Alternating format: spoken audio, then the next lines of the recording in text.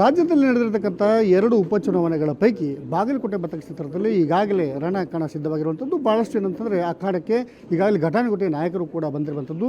ಈ ನಡುವೆ ಕಳೆದ 2-3 ದಿನಗಳಿಂದ ಬಾಗಲಕೋಟೆಯಲ್ಲಿ ಬಿಡಾರ ಹೊರಟಿರ್ತಕ್ಕಂಥ BJPಯ ರಾಜ್ಯಾಧ್ಯಕ್ಷರಾದಂಥ BY ವಿಜೇಂದ್ರ ಅವರು ನಮ್ಮ ಜೊತೆಗಿದ್ದಾರೆ.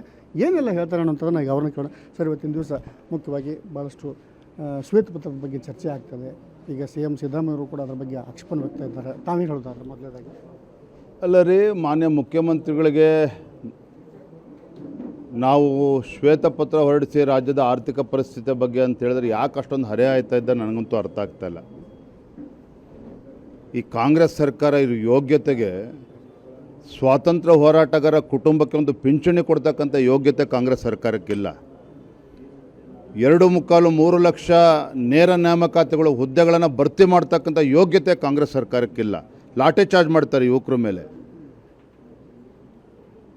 ಇವತ್ತು ಯಾವುದೇ ಒಂದು ಅಭಿವೃದ್ಧಿ ಕೆಲಸ ಕಾರ್ಯಗಳು ಆಗ್ತಾಯಿಲ್ಲ. ಆಡಳಿತ ಪಕ್ಷದ ಶಾಸಕರೇ ಇವತ್ತು ಆತ್ಮಹತ್ಯೆ ಮಾಡ್ಕೊಳ್ತೇವೆ ಅಂತ ಹೇಳಿದ್ದಾರೆ. ಇದು ಸಾಕಾಗೋದಿಲ್ಲ ಇವ್ರಿಗೆ? ಹಾಗಾದರೆ ಏನು?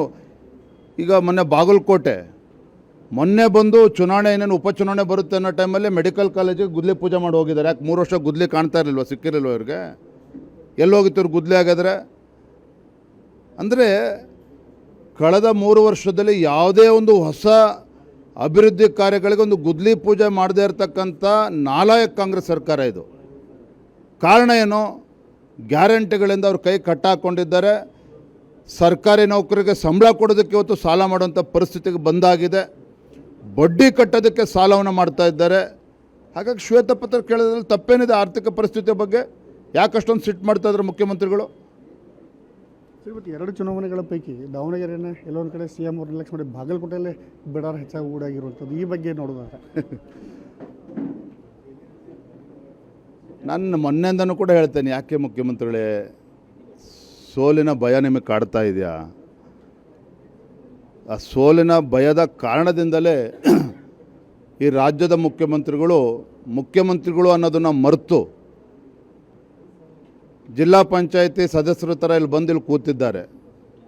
ಇರಲಿ, ಅವ್ರ ಪ್ರಯತ್ನ ಅವ್ರು ಮಾಡಲಿ, ನಾನು ಪ್ರಯತ್ನ ಮಾಡಬಾರ್ದು ಅಂತ ಹೇಳ್ತಾ ಇಲ್ಲ. ಆದರೆ 15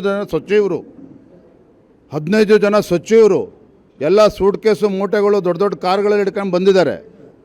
ಅಷ್ಟಾದರೂ ಕೂಡ ಇನ್ನೂ ಕೂಡ ಅವರು ಗೆಲುವಿನ ಹತ್ರನೂ ಕೂಡ ಬರೋಕ್ಕಾಗ್ತಾಯಿಲ್ಲ ಅಂತ ಹೇಳಿದ್ರೆ ಜನರು ಎಷ್ಟು ಬೇಸತ್ತಿದ್ದಾರೆ ಈ ಬೇಜವಾಬ್ದಾರಿ ಕಾಂಗ್ರೆಸ್ ಸರ್ಕಾರದ ಬಗ್ಗೆ ಅಂತೇಳಿ ಅದರಲ್ಲೇ ಗೊತ್ತಾಗ್ತದೆ. ಸರ್, ಈ ಒಂದು ಬಾಗಲಕೋಟೆ ಫಲಿತಾಂಶ ಅವರೊಂದು CM ಸ್ಥಾನದ ಮೇಲೆ ಏನು ಪರಿಣಾಮ ಬೀರ್ಬೋದು ಅಂತ ಸರ್?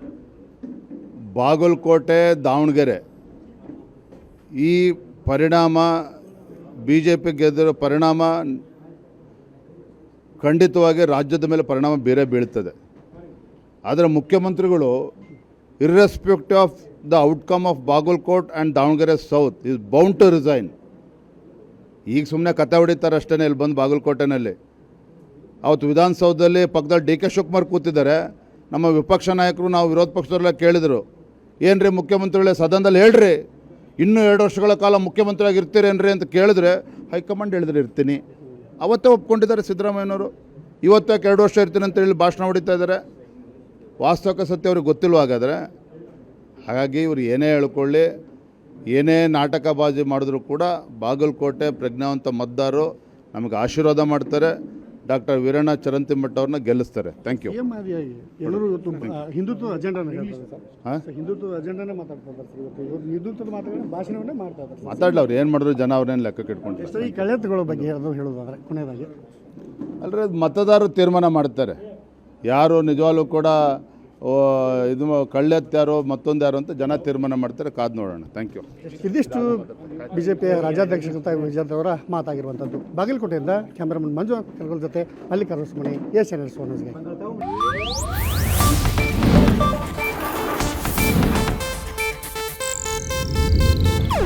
ಇದು ಏಷ್ಯಾನೆಟ್ ನ್ಯೂಸ್ ನೆಟ್ವರ್ಕ್ ಪ್ರಸ್ತುತಿ.